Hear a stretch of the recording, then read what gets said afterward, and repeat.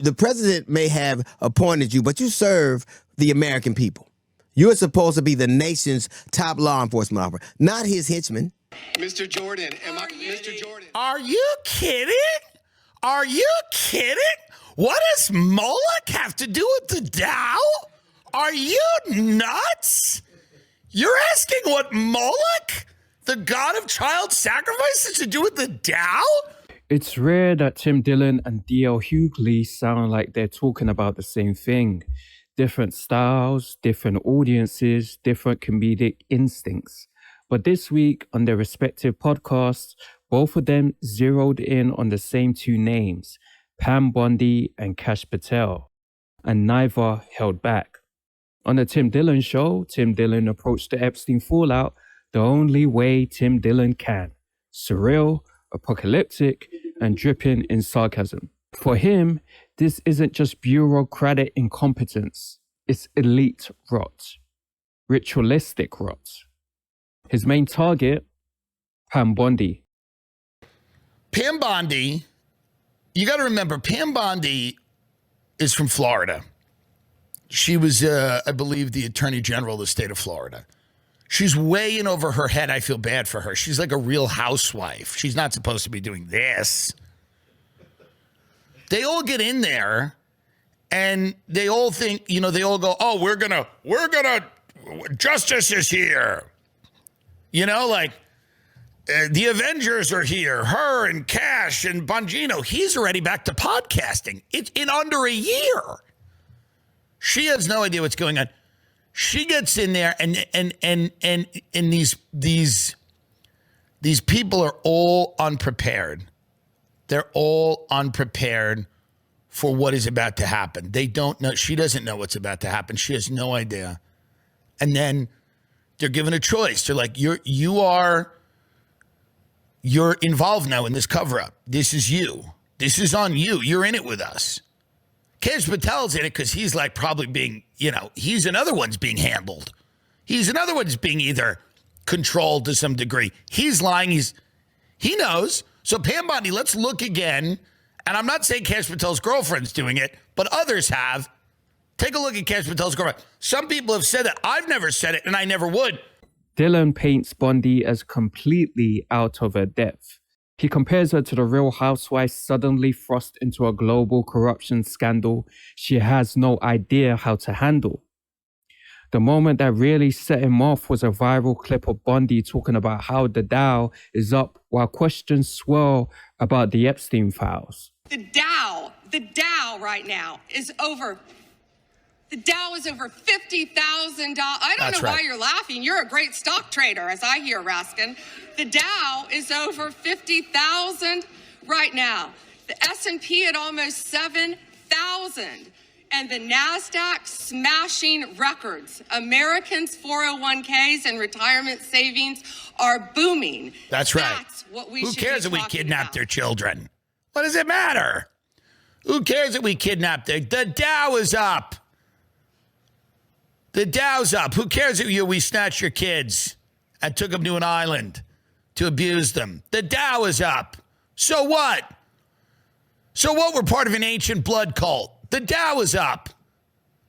So what? We perform sacrifices to deities so that we can have their power. The Dow is up. You know what the NASDAQ's doing? The blue chips, the S&P 500. Why don't you shut your mouth about the kids that we abducted and sacrificed so we can please Lucifer or Baal? So what? The Dow is up. So what? We worship Baal. Maybe you should thank Baal for the Dow being at 50,000. You're a pretty good stock trader, Raskin. From what I hear, maybe instead of angering Baal, you thank Baal. Thank Baal for what he's done for American 401ks. Now flip over to the D.L. Hughley show and the tone changes. D.L. Hughley isn't surreal, he's direct. Where Dillon talks about demon gods and blood rituals, Hughley talks about institutional decay. For Hughley, Pam Bondi isn't just incompetent, She's a henchman, someone who has transformed a supposedly non-partisan office into a loyalty machine.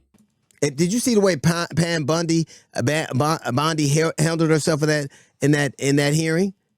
She feels like the American people don't deserve any answers. She feels like she can just, every time you ask her a question, she has a dossier on the people who are asking her questions. So rather than answer the question that the American people called her to answer, because you are a servant, the president may have appointed you, but you serve the American people.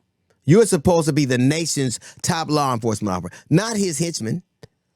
And the fact that instead of answering simple questions, like I think it was a congressman, the Indian guy from I think Colorado, he asked her about the crypto unit that was investigating crypto and how many people were in it, and she would never answer it. And the truth of the matter is she wouldn't answer it because Donald Trump is heavily invested in crypto, and he disbanded it. He made her disband it. He made her do it. And I've said this before, if you live in a blue city or a blue state, you effectively have no national representation. You don't have a president. What you have is an antagonizer.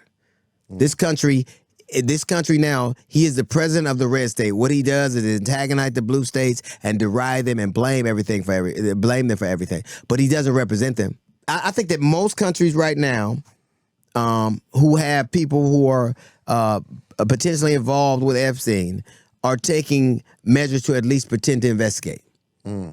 I think Poland, I think England.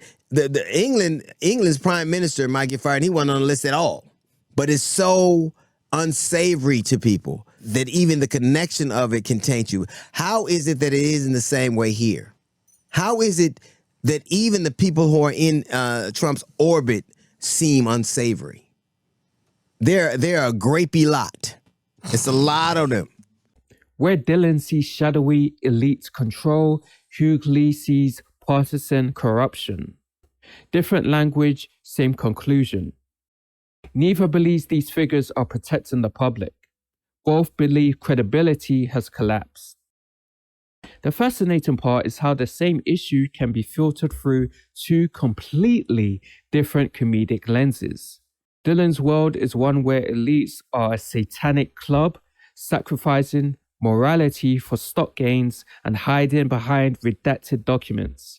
He leans into absurdity because reality already feels absurd.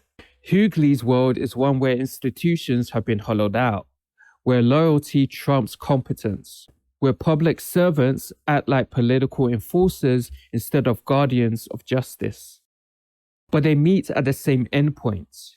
The Epstein files represent more than just a scandal. They represent a test of whether powerful people are ever truly held accountable, a test of whether redactions protect victims or protect perpetrators. Both comedians point out the same contradiction. Thousands of victims, decades of abuse, mountains of documentation, and yet only a couple of people see prison time. That math doesn't sit right with anyone. As a matter of fact, I watched Howard Lutnick, who was in Trump's cabinet, who was associated, who was mentioned in the Epstein list. Initially, he said that he, when he first went over, he lives next door to him, and he went over there, and he was so salacious and so fucked up that he never wanted to go over there again. And then we found out that not only did he see him 3 or 4 more times, but once he went to his island with his wife, another couple, and their children and their nannies. Who the fuck takes kids to see a pedophile? And if you did do that, first off, you lied and told us you hadn't seen him after that. That's one thing, which speaks to your credibility. But the fact that you're in the Trump administration already speaks to that. First, you said you hadn't seen him again. We find out you had. But you tell us you knew how corrupt he was. You knew how deviant he was. Who brings their children and their friends' children to see a pedophile? Well, technically, if they're a pedophile, couldn't that just be like the equivalent of their wife swapping? I tell you what, I wouldn't bring my kids. I don't know how you can claim to love your children and claim to be a responsible human being and put your children and other people's children and your wife in a situation where a man that repulsed you so bad, you said you'd never see him again. So it's either you're not repulsed by it and you lied about that, or if you are, you found another reason to have to be in close proximity with. And I don't know what that would be. Not with my wife and children. That's almost like bringing your wife and like bringing your grandmother to rob a bank. But I got my grandmother with me. The tone of both podcasts reflects something deeper than partisan frustration. It reflects exhaustion. Exhaustion with redactions. Exhaustion with national security justifications. Exhaustion with economic distractions while moral rot sits unresolved. Dillon screams about demon gods and stock tickers. Hughley talks about the henchmen and collapsed institutions. But the underlying message is identical. If this is the system functioning as designed, then what exactly is the system designed to protect? And when comedians, not journalists, not prosecutors, are articulating that distrust most clearly, it tells you just how far confidence in leadership has fallen. Different styles, same verdict, suffered stinks. And neither of them believe it's accidental.